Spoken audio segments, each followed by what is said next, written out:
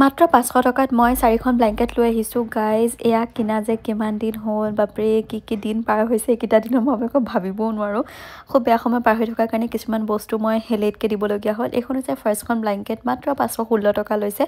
মানে 500 টকাৰ তলতে থাকে যেতিয়া মানে 10 টকা এটা সেই কেৰিং চাৰ্জ লয় ন, সেইটো হিচাপত খুবেই ধুনীয়া, একদম কমফৰ্টেবল হয়। দাম চাই কাম। আৰু মোৰ বেডখনতো আপোনালোকেতো জানেই, একদম কিং চাইজ বেড হয়। চাওকচোন উঠৰ পৰা মুঠলৈকে হৈ গৈছে। এই দুখন যদি আপোনালোকে লৈ লয় নহয়, বাপৰে ঠাণ্ডাই মানে পাত্তাই নাপাব।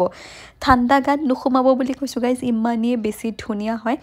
গোটেইকেইখনৰ কাৰণে আপোনালোকে মোক ফ'ল' কৰি লিংক বুলি কমেণ্ট কৰিব। আৰু যদি এফবিত চাই থাকে তেতিয়াহ'লে first, second, third, fourth blanket বুলি লিংকবোৰ থাকিব, আপোনালোকে তেনেকৈয়ে লৈ ল'ব। আৰু যদি ইউটিউবত চাই তেতিয়াহ'লে 4 প্ৰডাক্টছ মানে টেগ প্ৰডাক্টত থাকিব, মানে লাইক বাটনৰ ওপৰত 4 প্ৰডাক্টছ বুলি থাকে যে, ফটো এখন ওলাই তাতে চুই দিলে আপোনালোকে গোটেইকেইটাৰে লিংক পাই যাব। এইখন অকণমান প্ৰাইজ হয় কাৰণ এইখন বহুত বেছি ডাঙৰ হয়। আৰু এইখন চাওকচোন, প্ৰিণ্টটো ইমান ধুনীয়া, মাত্ৰ 503 টকা এইখনৰ দামটো। মই যেতিয়া লৈছিলোঁ এইখিনি আৰু কমি আছিলে।